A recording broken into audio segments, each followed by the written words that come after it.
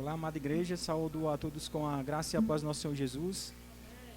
É uma alegria, mais uma vez, podermos nos reunir como igreja para louvar o nosso Deus, entronizá-lo neste lugar, dizer que santo é o seu nome, que Ele é merecedor de toda a honra e toda a glória, e isso é motivo de alegria.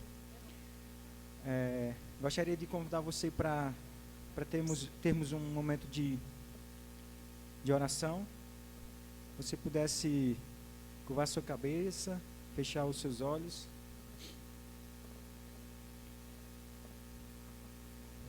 E pudesse buscar entrar na presença de Deus.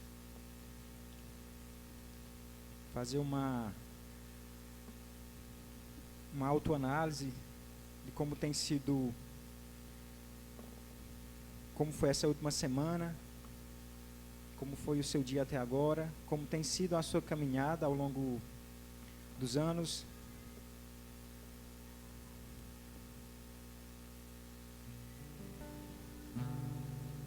Deus amado, Pai querido, nós entendemos que somos dependentes de Deus, Senhor. E isso é motivo de alegria, é motivo de confiança, Deus, porque estamos entregues em boas mãos. Nós reconhecemos que Tu és o único que tem palavras de vida eterna, é o único que pode mover, Senhor, montanhas para mudar a história, Senhor, assim como Tu mudou a nossa história, Pai. Assim como Tu ainda quer transformar, Senhor, a nossa vida. Nós queremos, nesta tarde, Senhor, dizer que Tu tens liberdade, Senhor, que o Teu Espírito Santo possa habitar em nós, possa fazer a mudança, a transformação necessária, Deus, para que nós possamos viver uma vida na real dependência de Ti, Senhor. Que nós possamos ser impactados, Senhor, a impactar outras vidas, Senhor. Que nós possamos ter a nossa vida verdadeiramente transformada, Deus. E é com muita alegria, Deus, que nós estamos aqui nesta tarde, Deus, para Te cultuar, para Te louvar, para Te engrandecer.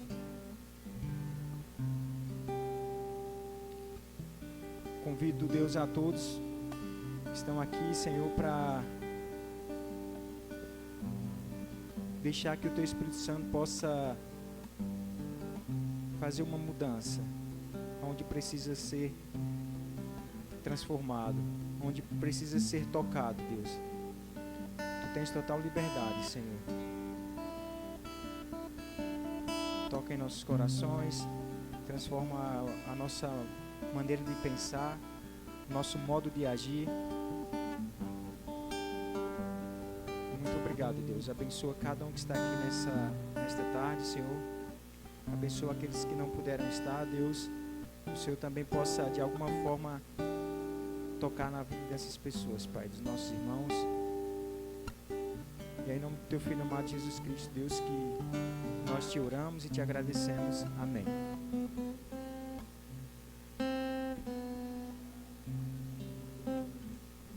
Esse louvor, ele nos faz um convite. Vem. E eu estendo esse convite a você que possa ficar de pé. Dizer que esta é a hora da adoração.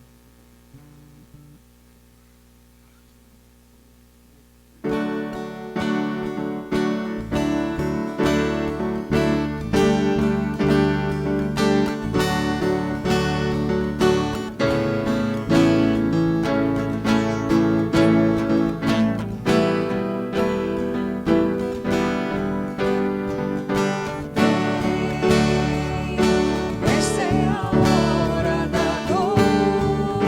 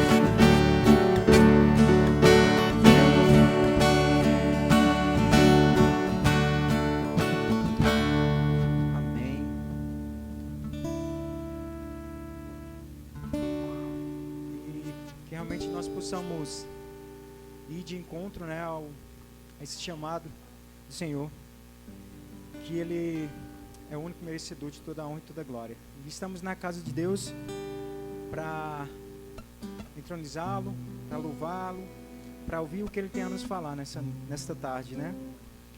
Entender seus caminhos. Esse louvor ele fala disso, né? Quero entender os teus caminhos e reconhecer a tua voz, né? Quando falares comigo. Então que nós estejamos sensíveis à voz do Senhor quando Ele falar conosco. Seja para o que for, mas que nós sejamos obedientes à sua palavra.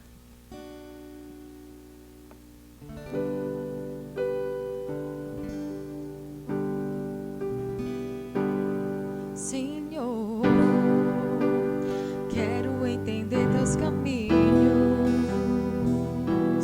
e reconhecer tua voz quando falares comigo, Senhor.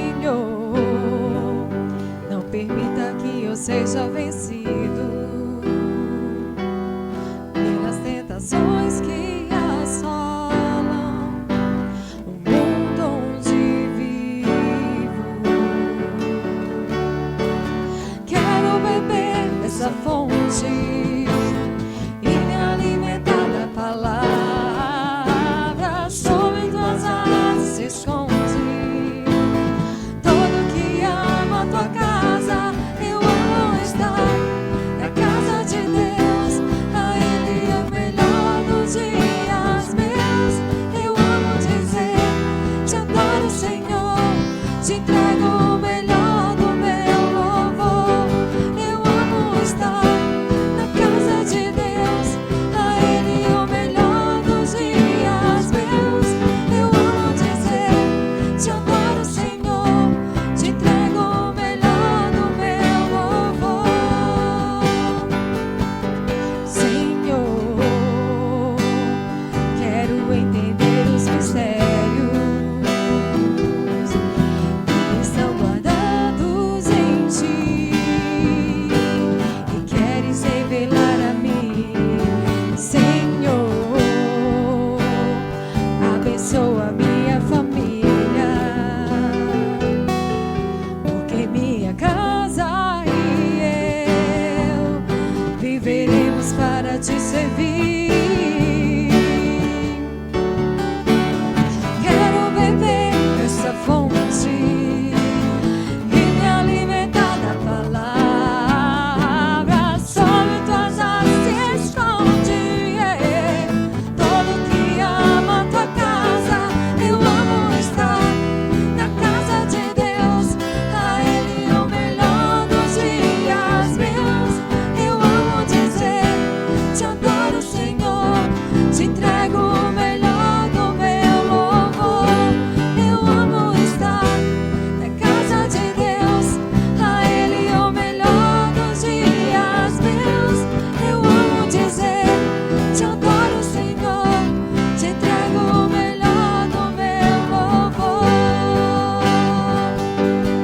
Toda honra, toda glória, majestade e louvor a Jesus, meu Salvador, que levou sobre si minha culpa, minha dor. Santo, santo é o Senhor. Toda honra, Toda glória, majestade e louvor a Jesus, meu Salvador, que levou em si, minha culpa, minha dor. Santo, santo é o Senhor. Eu amo estar na casa de Deus. A Ele o melhor dos dias meus. Eu amo dizer: te adoro, Senhor, te entrego o melhor do meu louvor. Eu amo estar na casa de Deus. A Ele o melhor dos dias meus. Eu amo dizer: te adoro, Senhor, te entrego o melhor do meu louvor.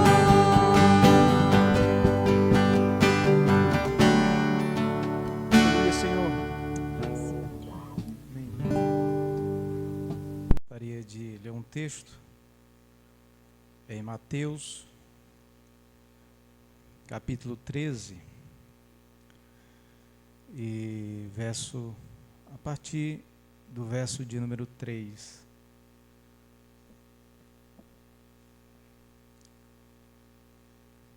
E assim diz a palavra. E falou-lhes de muitas coisas por parábolas, dizendo: Eis que o semeador saiu a semear. E quando semeava, uma parte da semente caiu ao pé do caminho, e vieram as aves e comeram-na. E outra parte caiu em pedregais, onde não havia terra bastante, e logo nasceu, porque não tinha terra funda. Mas vindo o sol, queimou-se e secou-se, porque não tinha raiz. E outra caiu entre espinhos, e os espinhos cresceram e sufocaram-na.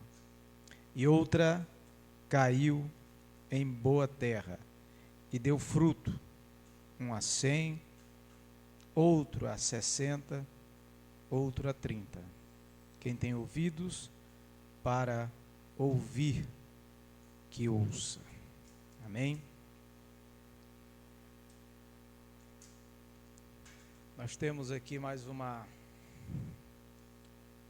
parábola do Senhor, e creio que essa seja uma das mais conhecidas, que é a parábola do semeador.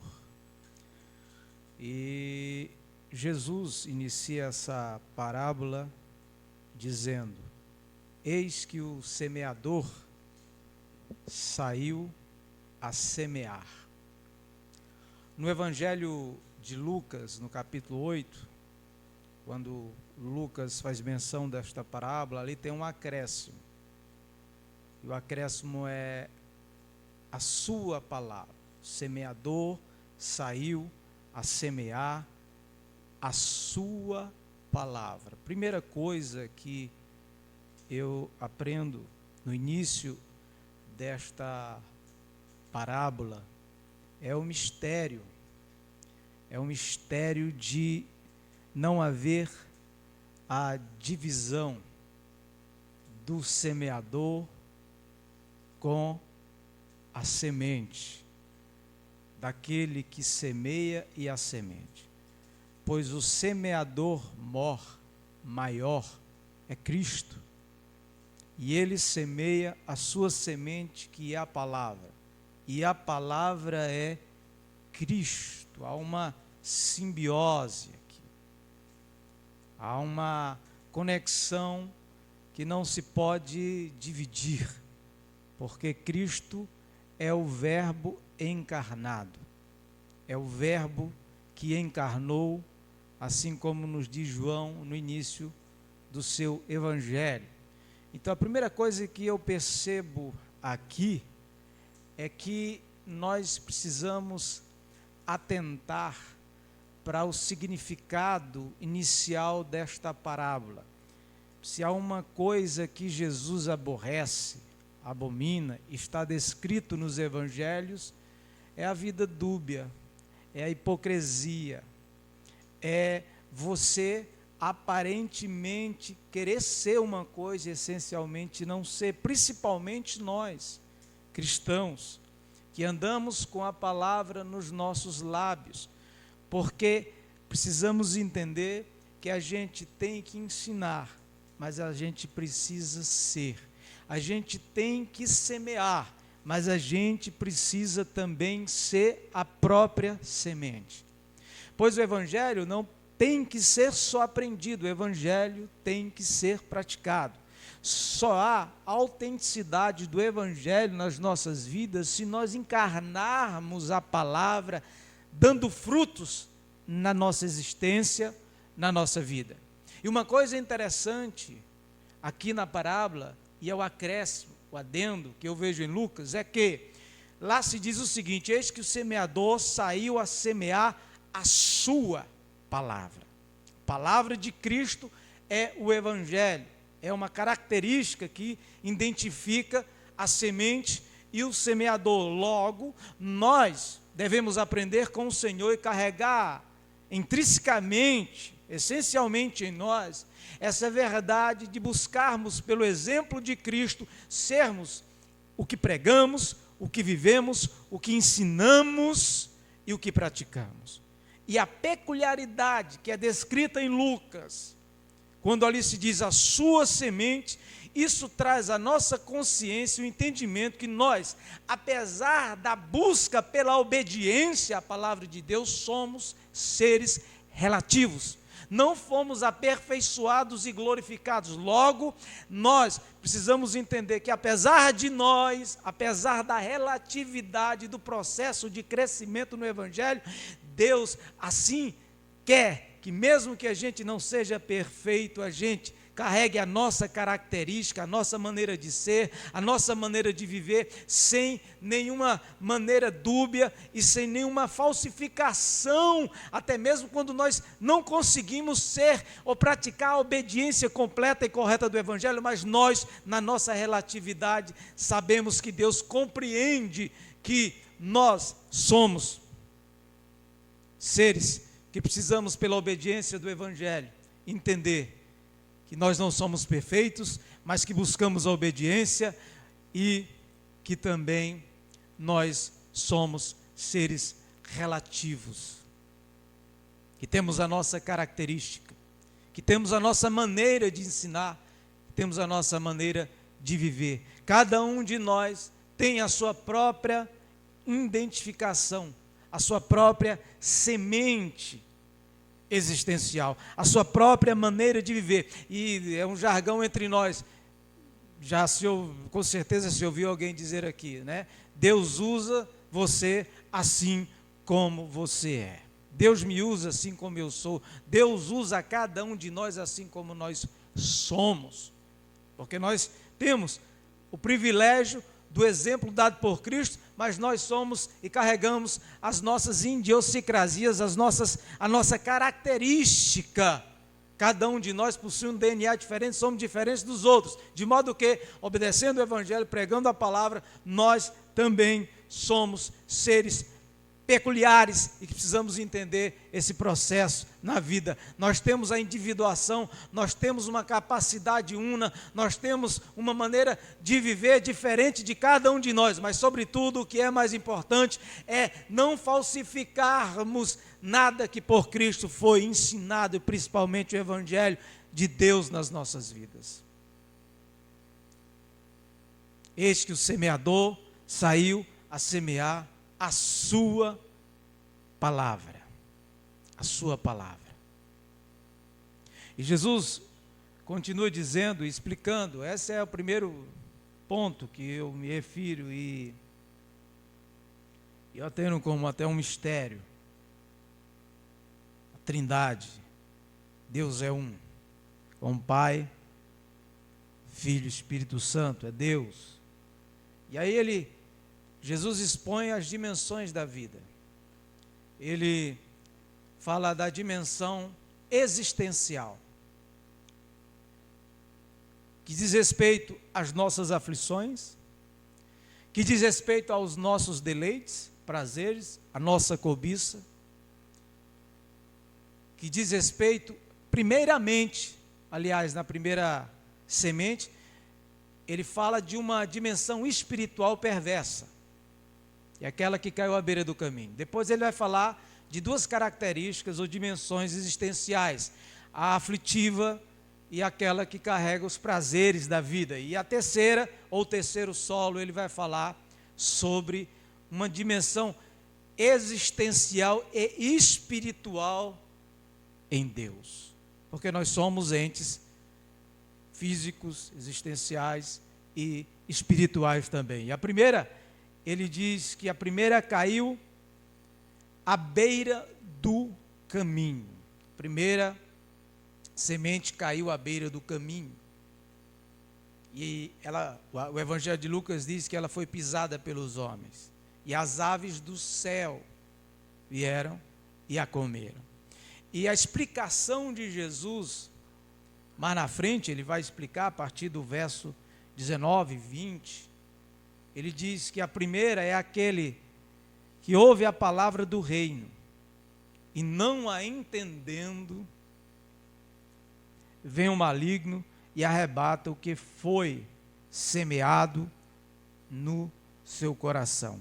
Este é o que foi semeado ao pé do caminho. É uma questão espiritual.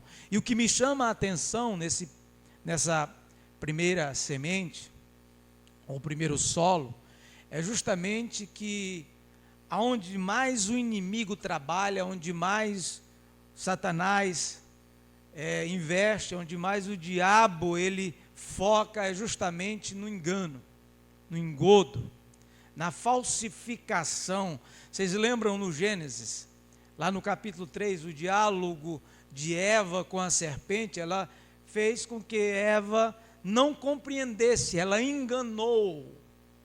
E Eva, Adão, quando você lê o início lá, Adão ele mentiu, mas Eva realmente falou a verdade. Porque Adão, ele atribuiu a Eva o seu pecado. A mulher que tu me deste, ele atribui a ela, ele não se responsabiliza pela sua ação, pela sua atitude. No entanto, Eva diz, a serpente me enganou. E é verdade. E foi verdade, a serpente foi que enganou a Eva, e a partir daí Adão, foi contaminado por causa da mulher que ofereceu o fruto proibido, e ele consumiu, e assim o pecado adentrou no mundo. E é um dos viés, é um canal onde mais o diabo trabalha no coração das pessoas, é no engano, é na falsificação, é na mentira. Aliás, nós sabemos que ele é o pai da mentira. Satanás é o pai da mentira, o diabo é o pai da mentira. E Jesus disse, essa primeira caiu ali ao pé do caminho, e a pessoa recebeu a palavra, mas não entendendo, vem Satanás e arranca do seu coração, para que ela, crendo, possa salvar-se. Crendo, possa salvar-se. E nós vivemos hoje numa pluralidade de informação acerca da Escritura, muito grande. E se a gente não tiver cuidado, se a gente não estiver centrado, se a gente não tiver com as bases sólidas em Cristo e no Evangelho, como na oração de Bruno aqui, e a gente não tiver raízes profundas, de fato, no Evangelho, nós podemos ser enganados por ventos de doutrinas, por ensinos e doutrinas de demônios, como Paulo escreve a Timóteo, em uma das suas cartas. É ali onde o diabo trabalha, é ali onde o diabo atua, principalmente quando a pessoa é uma nova convertida, porque você vê o mundo com essa pluralidade, você vê a referência de Deus, e de ensino, e de instrução na Bíblia. Aí você está falando do Evangelho, do amor de Deus, da misericórdia, da vida piedosa, do fruto do Espírito, da basicalidade essencial do Evangelho para a nossa vida. Aí a pessoa vem normalmente com a Bíblia e com teorias bíblicas, e aí confunde a mente das pessoas, ela acaba cedendo àquela sistemática elaborada nos ambientes sectários, e acaba, de fato, às vezes a gente vê isso, até abandonando a verdadeira fé, abandonando o Evangelho, abandonando a Jesus, porque não entendeu isso que é tão simples de se entender. Porque o Evangelho é a coisa mais simples. Jesus usou a linguagem contemporânea daquela época e para essa época, que é o Evangelho. As parábolas descrevem coisas simples, e que a espiritualidade não tem essas profundidades e esses misticismos, e não precisa de academias e de estudos e elucubrações para se entender o Evangelho. Só precisa praticar, vivenciá-lo, porque o Evangelho é simples, e a espiritualidade do Evangelho é simples, e é dita por Jesus. A semente caiu à beira do caminho. Quem é que não pode imaginar essa ilustração de uma semente à beira do caminho? Aí ele descreve que carrega uma espiritualidade, essa questão, que as aves do céu, nesse sentido, representam uma atuação demoníaca, perversa. Está simples de se entender, de se perceber essa questão do Evangelho em Jesus. Então a gente percebe e vê, muitas vezes, que muitas pessoas não compreendem a palavra. E a palavra é Jesus. A palavra é Cristo. Ele é a palavra. Às vezes até no nosso meio tem pessoas que ainda não entenderam o Evangelho. Não entendeu a palavra. Não compreendeu que a Bíblia só faz sentido se eu interpretá-la a partir de Jesus Cristo. Se eu tirar Jesus da Bíblia, vai gerar uma confusão, uma muvuca na cabeça das pessoas. Vão surgir deuses e interpretações diversas. Jesus tem que ser o cerne da interpretação bíblica. Jesus Cristo, ele é a pedra angular, a pedra de esquina, ele é o fundamento pelo qual eu referencio e leio toda a Escritura a partir do que Jesus ensinou no Evangelho. O que Jesus ensinou e que coaduna com o Velho Testamento é palavra de Deus. O que Jesus ensinou que não está mais, não dá mais para praticar do Antigo Testamento, virou palavra de Deus como elemento histórico, que caiu em caducidade, como diz o Novo Testamento. Ninguém aqui vai mais, por exemplo, sacrificar um filho, apedrejar uma filha, está lá no Velho Testamento. Em Cristo não dá mais para fazer isso. No Velho Testamento está olho por olho, dente por dente. Em Cristo não dá mais para utilizar-se desta palavra do Antigo Testamento, olho por olho, dente por dente. Né? Em Cristo, no Velho Testamento está aborrecerás o teu inimigo, em Cristo está amarás o teu inimigo, orarás por aquele que te odeia e te persegue. Cristo tem que ser a pedra de interpretação da Escritura. E essa é a primeira semente, aquela que caiu à beira do caminho. E Cristo é o caminho, a verdade e a vida. Não há outro caminho. Ou a gente está no caminho, ou não está no caminho. A beira do caminho não dá acesso à vida eterna, não dá acesso ao caminho, à verdade e à vida. A segunda semente, ela caiu entre pedregais. Ela nasceu rápido porque o solo era raso, entre o solo e a terra. E na explicação, Jesus disse que essa é aquela semente que cai no solo rochoso e quando o sol da aflição bate, por ela não ter profundidade, seca-se, queima e logo ela morre. Lucas descreve as tentações ou as aflições da vida. Esse momento que nós estamos vivendo, nós que somos essa semente, é um momento ímpar, justamente para essa segunda semente. Porque nós estamos rodeados de sofrimento, de muitas dores, de muita aflição, de muita agonia. Aretusa sabe o que eu estou falando. Eu sei o que eu estou dizendo. Outras pessoas estão vivendo algo inimaginável nesse momento. É um momento em que uns abandonam o Senhor. É um momento que alguns murmuram do Senhor. É um momento em que alguns dizem, meu Deus, por quê? Por que isso está acontecendo? Que Deus é esse que permite que essas coisas aconteçam e venham sobre pessoas justas, que não mereciam passar por isso? É nesse momento em que a gente sabe se nós temos raízes ou somos rasos neste momento de aflição e nesse momento de dor. Porque, meu irmão, para quem crê no Evangelho, de fato em Deus, o momento em que mais você se apega ao Senhor é justamente o momento da aflição.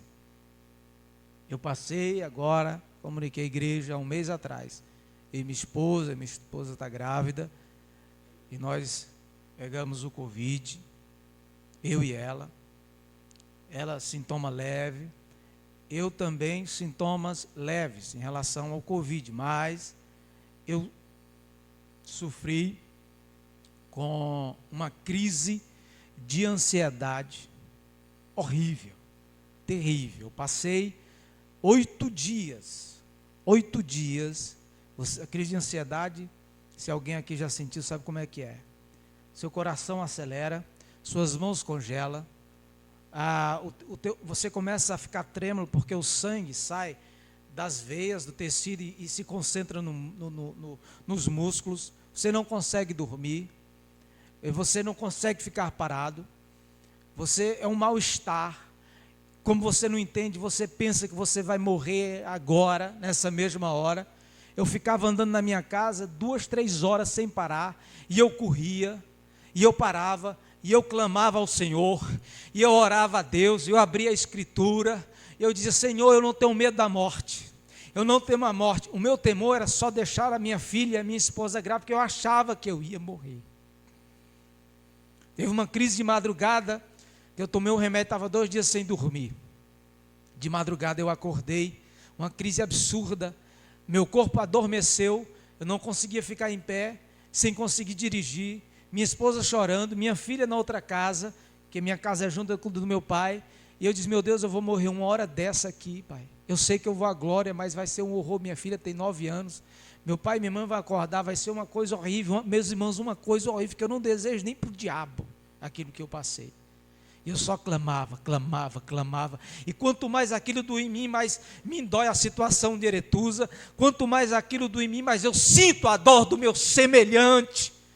Instruo, ensino o caminho de Cristo, porque nada nos separará do amor de Deus, nem altura, nem profundidade, nem o presente, nem o porvir, nem dores, nem aflições. Quanto mais dói, mais a gente se aprofunda no amor de Deus e mais busca a Deus na vida.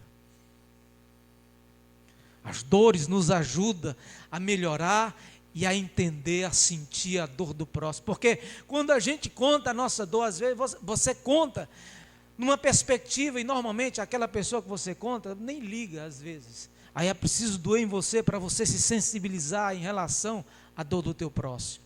Todos os dias o meu joelho se dobra e eu clamo a Deus pelas vidas, pelas famílias, pelas casas que estão sofrendo nesse momento horroroso em que nós vivemos.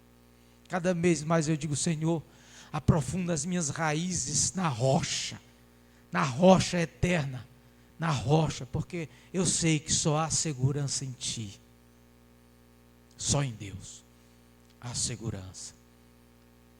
E graças a Deus nós estamos aqui com a permissão do Senhor, com a permissão de Deus, porque se vivermos ou se morrermos, nós sabemos que somos do Senhor, mas nós temos um grande patrimônio e nós não queremos abandoná-lo em vida ainda, fora do tempo principalmente.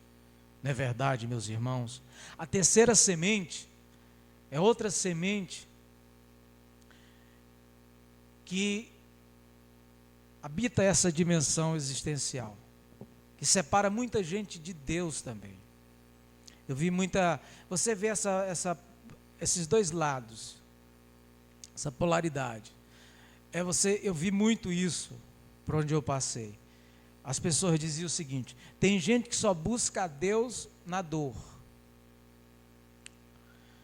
Aí a gente busca, alguns se desesperam, outros buscam. E aí eu vi a gente dizer o seguinte: tem gente que só busca a Deus quando está bem. Eu acho que você já deve ter visto isso. Quando está bem, vai na igreja. Tem esses dois grupos entre nós. Quando está bem, busca a Deus. Aqui Jesus disse que há um grupo que na aflição se desvia, tem outro grupo que nos prazeres da vida, nos deleites também se afastam de Deus, o Senhor. E o engraçado aqui, lá no Evangelho de Lucas, na explicação de Jesus para essa semente, ele diz que ela cai entre espinhos e abrolhos. E lá se diz que não se produz o fruto, ou a semente não produz o fruto com perfeição. Ainda produz o fruto, mas não é com perfeição. É um ditado que eu aprendi na outra igreja, que era assim, dizer que tinha um crente Raimundo. É um pé na igreja e um pé no mundo, né? até uma rima com isso, né? São pessoas que são tão preocupadas com as riquezas, com os prazeres da vida. Outro dia eu mandei aqui, conversando com o Bruno em particular, a respeito de uma moda, um modismo que existe nos nossos dias. Eu não estou aqui julgando a ninguém, eu estou só expondo um exemplo aqui. Eu não sei do coração de ninguém, quem sabe é Deus. Mas a gente não vê congruência, né? A gente não vê compatibilidade da pessoa servir a Deus e o mundo. Existem muitos artistas hoje, nos nossos dias, que são evangélicos. Mas eu entendo eles como esse fruto. Eles produzem, mas não produzem com perfeição, porque eles ficam nesse limbo. Eles, ora, estão expondo a sua vida de maneira que se percebe que é contra a Escritura, contra o Evangelho. Outra hora eles estão louvando ao Senhor. Horas eles estão louvando a promiscuidade, a anarquia, com suas canções, com suas músicas. Horas estão louvando ao Senhor. Ora eles estão na embriaguez, nos excessos, no exagero. Ora eles estão com o cálice do Senhor na igreja, bebendo. E normalmente essas pessoas dizem, você não pode julgar, não me julgue, quem conhece o meu coração é Deus. Tudo bem, não estou julgando, eu só não vejo congruência harmônica com o Evangelho, porque é muito difícil renunciar aos deleites e os prazeres da vida, e a fonte que dá justamente o prazer, o deleite, o gozo da vida, é justamente pelo que se percebe aquilo que deveria ser abandonado. E a pessoa não abandona. Então vamos servir a Deus do nosso jeito, do meu jeito. Deus aceita. Aí hoje tem muitas portas abertas para isso. Não estou julgando ninguém, quem sabe é Deus, eu repito. Só não vejo essas pessoas adequadas com o Evangelho. Elas produzem um fruto, mas não vejo que produzam com perfeição. A quarta semente é aquela que caiu sobre nós, sobre mim, sobre você. Porque nós somos barro, nós somos terra, nós somos feitos do pó, e para o pó nós voltaremos. E Jesus disse que a outra caiu sobre um solo bom, um solo fértil, um solo que produz, um solo que permite as raízes se aprofundarem e nascer, a árvore que produz o fruto para a vida. A palavra semente, queridos, ela é derivada, a etimologia da palavra é de sêmen. Semente é sêmen. No Antigo Testamento é uma linguagem mais erudita. O que se diz ali é o seguinte: quando o homem, a mulher receber a semente da cópula, é o sêmen da cópula, ou seja, copular é coabitar, é ter relação entre o homem e a mulher, chama semente da cópula. E a palavra semente vem de sêmen, era filhos e vida. E Jesus é a semente é a palavra. Deus está gerando filhos pela semente, que é a palavra, falando de maneira espiritual. De modo que, como essa ilustração está no Antigo Testamento, e a fonte de vida é gerado no útero, no ventre de uma mulher, por uma semente, que é propósito de Deus, para a humanidade, para a família, assim somos nós, se formos uma boa terra, e recebemos essa semente, e nós formos engravidados por Deus na vida. Assim como essa ilustração do Antigo Testamento precisa acontecer em nós, em mim e em você. Porque se de Deus nós fomos engravidados, falo de maneira espiritual, com certeza de nós gerará vida, o bom fruto e a semente que se identifica com o exemplo de Jesus. O semeador e a semente e o semeador. Você não é só o semeador, você é o que semeia, mas você também é a própria semente em vida.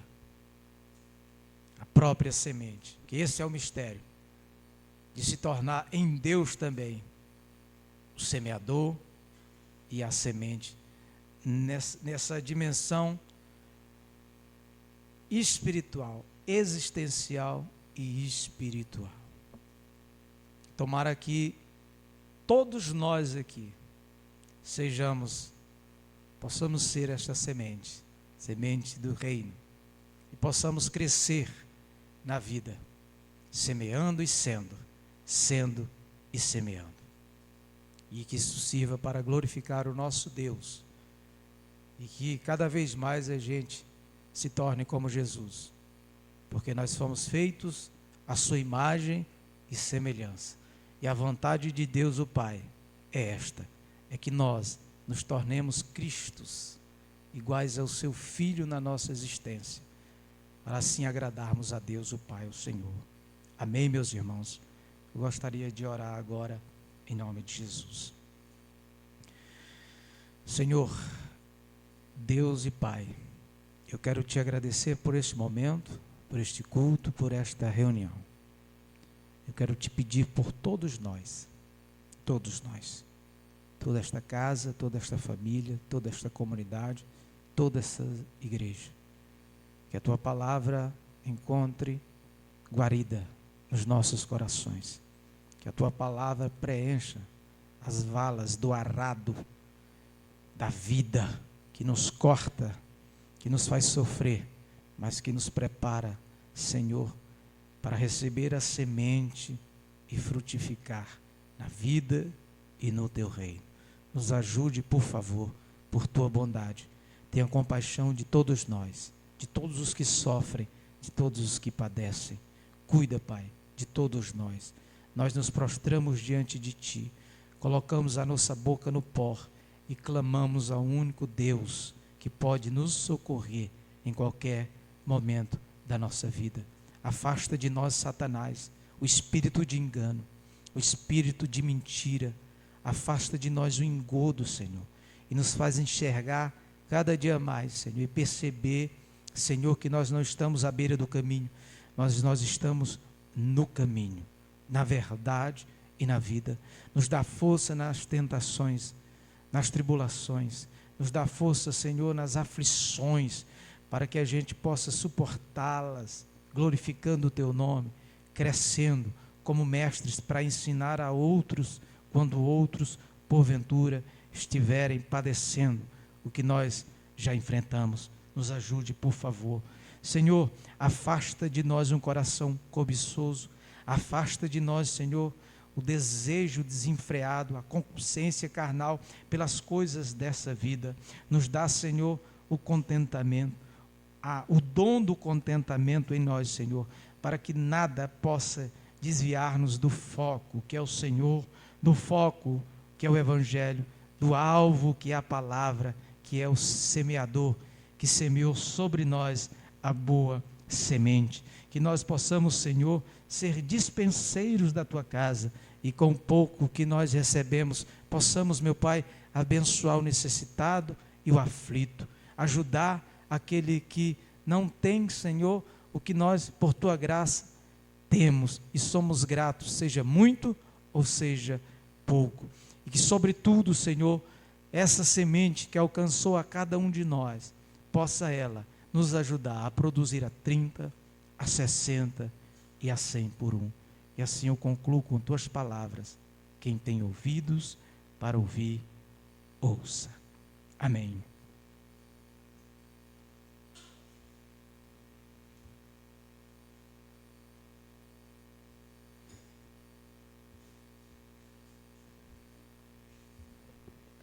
Meus irmãos, para a gente encerrar, vamos se pôr de pé, para a gente ter um momento de agradecimento ao nosso Deus. Pai, em nome de Jesus, eu queria nesse momento também te agradecer por esse momento maravilhoso que o Senhor nos proporcionou. Muito obrigado, Jesus, porque temos essa certeza da Tua graça, do Teu amor, da Tua misericórdia que se renova a cada manhã. Então nós queremos Te agradecer. Queria também nesse momento aproveitar Te agradecer pela recuperação de Leuda, Senhor, como ela colocou lá no grupo. Ela já foi liberada para as suas atividades. Muito obrigado, porque o Senhor conservou ela firme, né, durante esse período que ela passou em isolamento. Então, muito obrigado pela recuperação dela. Obrigado também, Senhor, pela recuperação de a mãe da Aretusa, além de estar no hospital. Oramos para que o Senhor continue abençoando e que logo, logo ela possa estar em casa. Mas desde já te agradecemos, Senhor, porque vimos que o Senhor está agindo, que o Senhor está no controle. E obrigado porque a gente pode perceber essas melhoras, né, na mãe de Aretusa. Então, muito obrigado, Senhor, por o Senhor ter escutado o nosso clamor e as nossas orações. E também eu queria aproveitar esse momento e orar pelas aquelas pessoas que ainda estão no leito de UTI, que ainda estão sofrendo por conta dessa doença. Visita essas pessoas também, Senhor, que a Tua misericórdia possa alcançar essas pessoas também.